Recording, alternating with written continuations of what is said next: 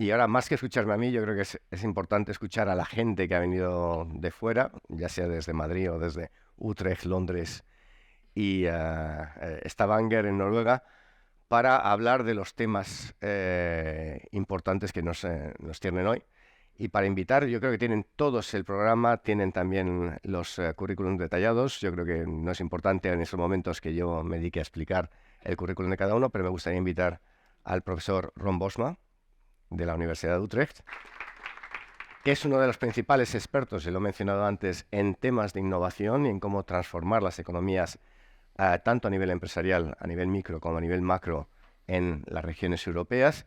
Uno de los principales asesores de la Unión Europea en términos de innovación, que va a hablar sobre un enfoque evolucionario a las trampas de desarrollo en Europa, en colaboración con su colega y amigo también, amigo mío también, Pierre-Alex Balán. So, Ron, the floor is yours. Yeah, Thank you. Thank you. Thank you, Andres, and thank you for all being here, and thanks for the great invitation to be at this very high-profile event. I came in last night. I missed a wonderful dinner, but I'm happy to be here today because that is, of course, the reason why we are all here. I would really like to, let's say, continue and to take up the points that Andres was also making about how Europe is doing in terms of innovation. But there are also many regions in Europe that are struggling, right? So, and that they and they're stuck in low complexity activities, in activities do not provide the best jobs or not or low wage jobs. And I really would like to go into that and present some of findings that I did quite recently together with my fine colleague and indeed friend Pierre-Alex Ballan, in which we try to develop this development trap concept. I'm sure you're all aware of the literature on middle income traps, right? This is already a literature that is out there for a few decades. And it basically deals with the fact that emerging countries, they develop, they grow fast, but at some point of time they get stuck. They get stuck in the middle because it's then very hard for them to compete with low-income countries because in labor-intensive mature industries, because their labor cost and other costs have become too high. So they have a hard time to compete with those. But they also lack the capabilities to move up the ladder and to go into more knowledge-intensive activities because it requires that they have to make a jump, and that is very hard to do. So they're stuck in the middle. So this is really what basically is what people have referred to as the middle income trap. And then there is very nice work of Andres and other colleagues like Simone Yamarino, all from the LSE, that developed this notion of regional development traps, which was done at the subnational scale, looking at regions in Europe. And what they tended to focus on is to what extent regions are characterized by very low and persistent low economic growth rate, right? So they looked at gross regional product per capita, employment growth, and productivity growth. And when regions have a persistent low economic growth, those were defined as being regions that are caught into a regional development trap. And those were the regions that I took it from one of their publications that was published in Economic Geography by Diemer et al., but Andres was also part of that. And the darker blue the regions are, the more stuck they are in this kind of a regional development trap with very low and persistent economic growth level. There are two different type of indicators, but there's some overlap between them. But you can actually see that some regions really do well in Europe, while others are really stuck into this type of traps and they find it a hard time to overcome.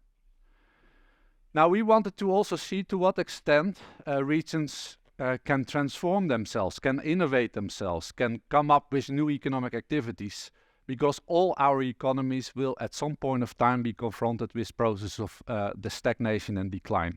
It's inevitable. So you have to renew yourself. You have to compensate for this process of decline. So you have to innovate and come up with new economic activities.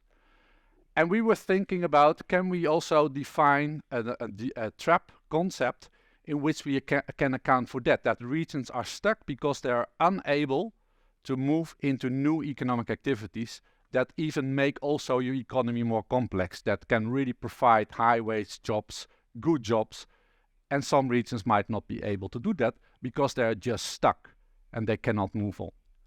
So what we did is we looked at the type of capabilities that are present in a region, and capability is a bit of an abstract concept, but you have to refer to type of knowledge, type of skills that are available in a region. And those provide opportunities to move into something new, but they set also limits to what can be achieved in a diversification process. So you cannot just diversify into anything. As Andres was already saying, many regions have the ambition to move into to become the next Silicon Valley, but almost no regions have the capabilities to do so. Right? This is exactly what we are after. So we basically work with two concepts. One is relatedness, which refers to the cost of diversification, which means, do you have relevant capabilities? Many regions want to go in artificial intelligence, but very few regions have the capabilities to do so. So if you still want to go into AI and you have no relevant capabilities, of course the cost will be enormous and you're most likely to fail. So that's we take as the cost dimension. Then we take the second is that, of course, all regions also want to move into more complex activities, the high valued ones, the ones that can provide the best jobs with the highest wages. And we refer to that as complexity. And we know that if we make rankings of industries or jobs, they differ tremendously in terms of complexity. Some jobs are very simple, right? If you want to set up a pig farm, it's not that complicated, right? So you might need to invest some time for a few months, and then you know and you master the knowledge how to raise pigs. But again, if you want to move to artificial challenges, it's super complex. You really have to make an effort. So you can rank all those activities in terms of the degree of complexity that they have. And of course, the more complex they are, the more economic benefits you can accrue through that, because if it's highly complex, almost nobody can copy or imitate it. You're the one that can make money out of that. You have high economic returns. And all regions want to go for that, of course. But then go back to this concept. Not all regions have the capabilities to do so. So Silicon Valley, of course, has very high complex activities, but very few regions have the relevant capabilities to move into those. Now, this is theory. Let's see. Just also to give you a bit of an idea, if I look at industries, for example, what are the most complex industries? Top is motion picture, right? I mean, I think when we think about the most complex industries, we think about high-tech industries. It's not the case. Most of them are services industries. And why? It depends a bit on the definition of complexity. Why is motion picture a very complex activity? Because you have to combine many different capabilities to make a movie. How many experts you have to bring together and to coordinate and produce a film? It's super complex. That's why it's ranking high, while computer program is second. Okay, so when we have a long list, who is on the lowest complexity? Agriculture, mining, right? So it makes absolutely sense. Now we go to the two concepts. Relatedness, the cost of diversification, right? How many relevant capabilities do you have on this one? And the degree of complexity of activities. In this case, industries. So here's computer programming, here's manufacture of food products, and all those dots stand for an industry. Now this is Ile-de-France, the Paris region, one of the highest income regions in Europe. Why is Paris region super rich? Because there's a positive relationship between the two. Paris has the most relevant capabilities in the most complex industries. So it can diversify all the time because there are relevant capabilities around. The cost of diversifications are low. They can move in the highest complex activities where they can benefit most from, economically speaking. So that's why Paris is super rich. Now we go to Silesia region. Old coal mining region in Poland, very much specialized in steel making, coal mines, and it's a typical old industrial regions. We have many of those regions in Europe, right? And what do we observe now? We see a negative effect. So, yes, Silesia has some opportunities to move into activities, but there are very low complex activities. Now you might say, well, for Silesia it really doesn't matter because they might have high unemployment. So even if they would create low complexity jobs, it would still be beneficial for them. But the key message here is Silesia is not Paris, because they have different histories, they have accumulated different capabilities, and that's why they differ in terms of the opportunities to diversify into something new. So of course we want every region to innovate, but there are huge differences in terms of the type of relevant capabilities that you need to move into something new. Sorry about that, Extremadura region. I'm in Spain. Peripheral region, one of the lowest income regions in Europe. Look, relatedness density, the maximum value can be 100. So Extremadura has almost no relevant capabilities in whatever industry, low complex or high complex. And that's why it is one of the lowest income regions in Europe, because it has very little opportunities to diversify. And then, of course, this is a huge policy challenge, right? So because we want to do something, we want to lift Extremadura, economically speaking. So this is the type of information we're going to use to define our development traps. And we have two indicators. I don't go into any technical details, but again, you have the two dimensions. Relatedness density, the relatedness, so the cost of diversification, and complexity. And so there are regions that are in a complexity loop. They have many relevant capabilities to move into something new, and they have a high complex economy. That's Paris, right? And they're in a complexity loop. They have their own dynamics, and they don't have to worry too much about whether they will innovate in the next 5 or 10 years. They're full of opportunities in the most complex activities. Now here, this is an interesting type of regions because they are trapped in low complex activities. They have relevant capabilities to move into something new, but only in low complex activities. They are not able to move up the complexity ladder. They're stuck into a low complex economy. This is Silesia, right? The one that I showed before. Structural tap, of course, that is the worst one. You don't have many relevant capabilities to move into anything, no matter whether it's low or high of complexity. This is the Extremadura case. And now there is also an interesting one that we also find, is what we refer to as low relatedness trap. Is a very bad word, so if you have a better word for that, please tell me. But what it actually says is, these are regions that have high average complexity, so they have a high complexity economy, but they don't have relevant capabilities to move on. They cannot use the high complex capabilities to move into something new. As we can see, many of them are French regions, for example. They have a few economic activities that are highly complex, but they're completely disconnected from any other activity in the region. So there can be no spillovers from those high complex activities to other economic activities in the region, and that means that you cannot use those high complex capabilities to move into something new. So those high complex activities are kind of cathedrals in the desert. And we have many regions in Europe that are like that. terrible colors. I should change the colors, but these are the regions according to our typology of traps. The complexity loop, right? Color blue. Those are the ones that are the most dynamics. They have many relevant capabilities to move into the most complex ones. Well, Spain, well, a bit the usual suspects, I guess. Madrid, Basque Country, and Catalonia, right?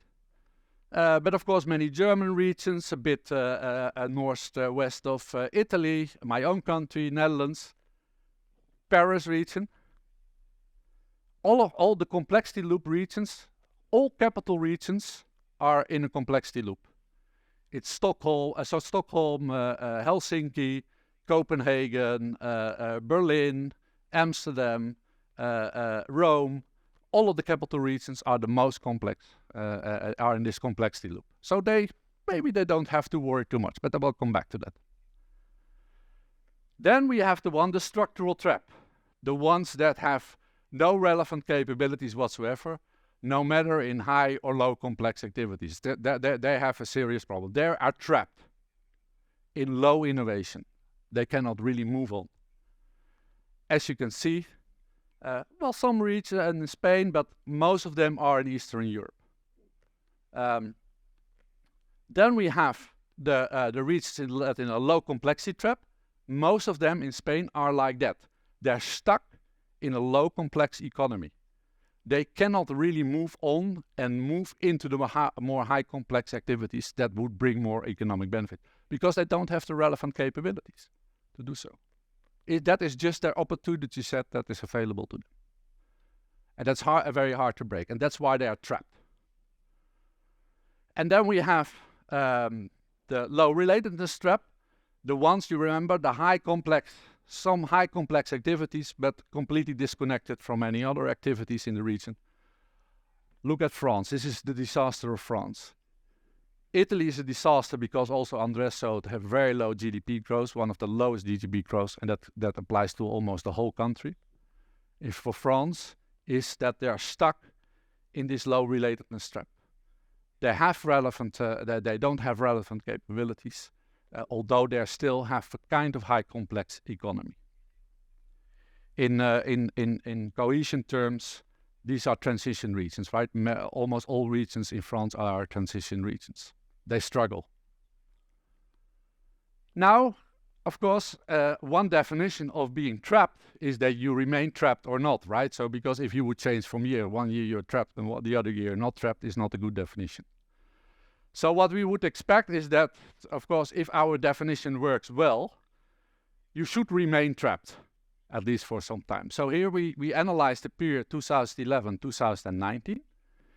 And here you have the 4 categories, right? Complexity loop, low relatedness trap, low complexity trap, structural trap, and the same categories here, but then for the year 2019. Now on the diagonal, those are the ones that remain in the same category. The regions, so there are 46 regions that are in complexity loop in 2011, but also in a complexity loop in 2019. Almost 80%. So that works well, right? So by far the overwhelming majority of those regions in the complexity loop in 2011 was still there in 2019. So they remain to do well. The same for low relatedness trap, low complexity trap here 70%. Structural trap, there's some dynamics going on. I will come back to that because in a way it's the worst group, right? So you would not expect that too much, but still, okay, the overwhelming majority is still not moving. Now these ones are interesting, right? So there are even 2 regions in the structural trap that moved into a complexity loop. Okay, it's a kind of mathematical thing in the sense that they were very close. Okay, so I always take the medium. Okay, maybe I should not go into this. These are 2 Austrian regions, Salzburg and Oberösterreich, that already were very close to the median of both indicators of average relatedness and average complexity. Okay, but and then there were 5 regions of each of those categories that moved into the complexity trap. So you might be trapped, but not forever. So sometimes you can escape a trap, although it's rare. It sometimes happens. Here there's also an interesting one. Here those are regions that are in structural trap. 19 regions managed to go to a low complexity trap. It means that they have increased their average relatedness density. So they have their economies have become much more diversified, which give them more relevant capabilities to move into new things. So they have improved. Guess what? Almost all of them are in Eastern Europe, right? There is some dynamics. I think also Andres showed that in his presentation. Now, does it matter economically speaking? So what of course what policymakers are interested in is, will it create new jobs and will it create good jobs? So we were looking at employment growth and wage growth, right? So this is of course here where we expect the complexity loop regions are, right? So they increase their employment and they also create the best job with the highest wages. This is what we expect for structural trap regions, right? That they're completely stuck. And that's why they don't grow in terms of wages, but also in terms of employment. And then there are those two categories. So let's see. Okay, we did some econometric analysis. I don't want to show regressions. So I did it like this. So an A+ is that you grow on average in employment. Wage plus is that on average you increase your average wage as a region. So this is the best, of course. You grow both in employment and wages. 52% of all the regions in the complexity loop do so. This is what we expect. 77% of them show employment growth. So the complexity loop regions, they do really well, economically speaking. The region structural trap, many of them, they lose employment and they lose and they have a low relative wage growth. But some of them also they lose a lot of employment. So 66% of them lose employment. But some of them they seem still to be able to increase their average wage. Again, it applies to many East European regions because they start from a very low initial wage level, and they seem to increase a bit their wage level, and that's why they end up in this category. But it seems to work, right? So the complexity loop, they show the best economic performance.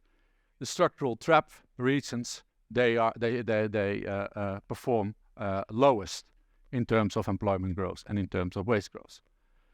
Now the two other types of traps, the low complexity traps, right? There are many regions in Spain that are in low complexity trap. They do very poorly in both employment growth and wage growth. The same for low relatedness trap. The regions in France, remember, the ones that have high complexity but have no ability to move on and to diversify, 43% of them are showing a low relative employment and wage growth. So there's a serious problem.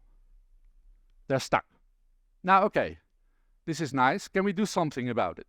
We saw that there was some dynamics, right? Some regions are actually capable of moving out of a trap.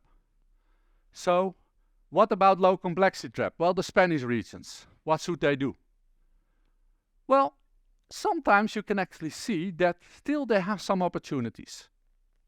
But then you really have to fine-tune and do this type of empirical analysis, and then you can actually observe every region has opportunities, even the ones that are very stuck.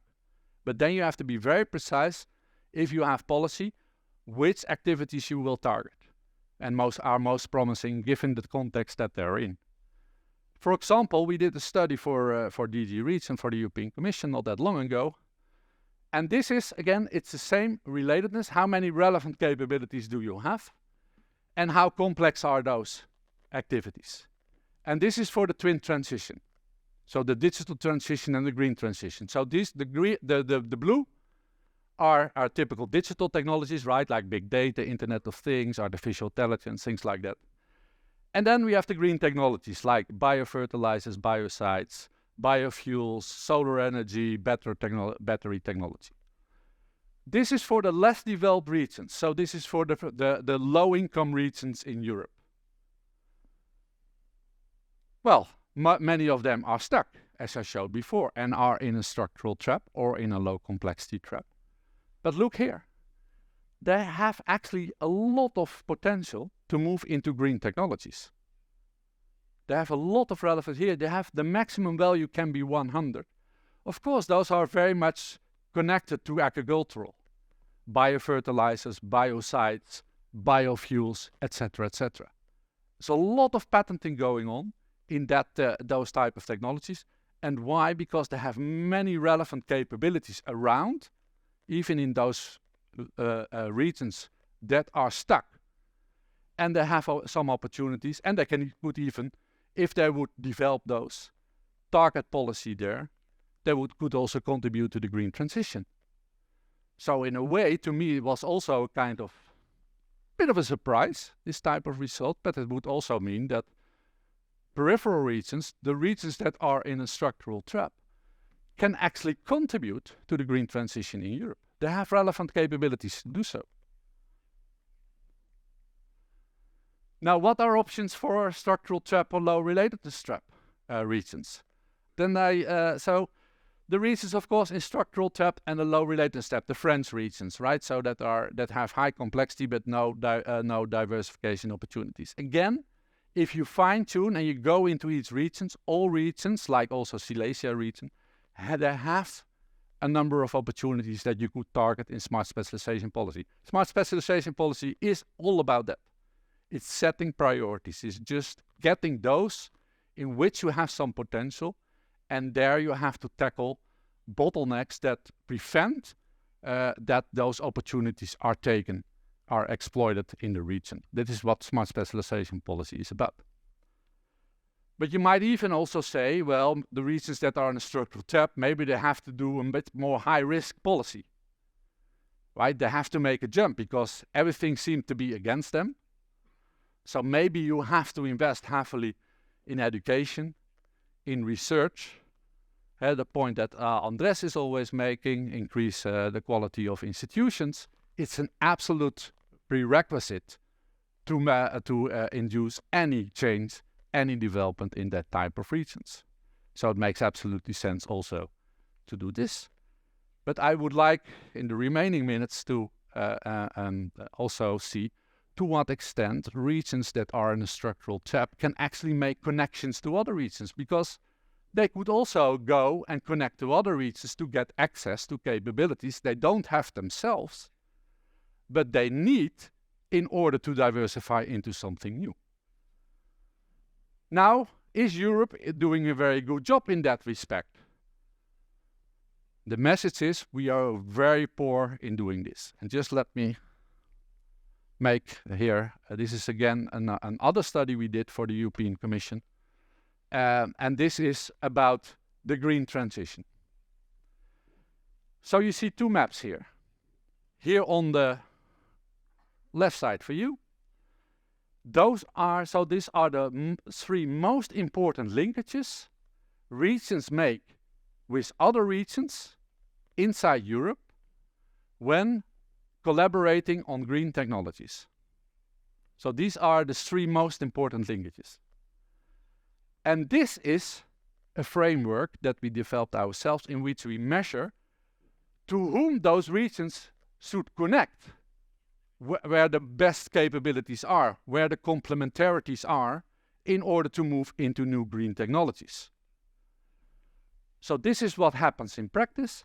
This is what they should do in order to benefit most from complementarities that are elsewhere in order to move into new green technologies. Now the red lines are collaborations inside your own country. The yellow lines are international linkages, so those are cross-border linkages. Now what can you see? You see a huge difference between the two types of maps. What Europe should do is to collaborate internationally. You almost only see yellow linkages here. There is where the best complementarities are, and that is where regions should connect to in order to tap in the capabilities that they need to move into green technologies. What do they do in practice? They only work inside their own country. It's terrible. It's dramatic. So there's a very bad national bias in terms of collaborations that regions do when they collaborate when developing new green technologies. They tend to collaborate with, they have this, again, these are the 3 most important linkages each region has with other regions. Almost all of them are inside their own country. The French tend to work with the French, the Spanish tend to work with the Spanish, the Dutch tend to work with the Dutch, the Germans tend to work with the Germans. And what they also do is, the Dutch should collaborate with organizations outside, because that is where the capabilities are they need in order to move into new green technologies. The capabilities that they don't have themselves, the Dutch don't have themselves, but they need in order to move into green, and those capabilities are elsewhere outside their own country. And they're not tapping into that. And that is one of the reasons why Europe is behind.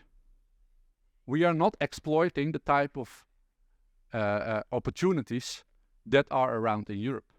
We don't make international connections inside Europe because we would be much stronger, and I'm sure we would be much stronger in moving into new green technologies if we would collaborate internationally.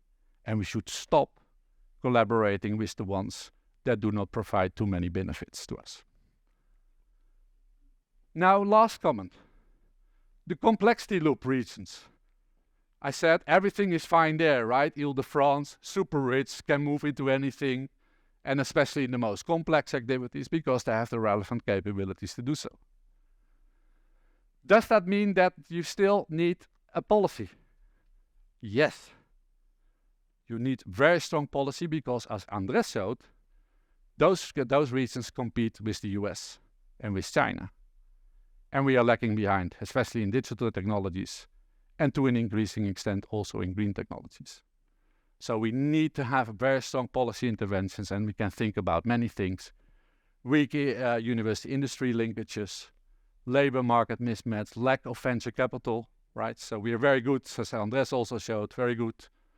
We might be very good in R&D, we produce a lot of scientific publications, but does it really diffuse to private companies, to local companies around? Okay, thank you for your attention.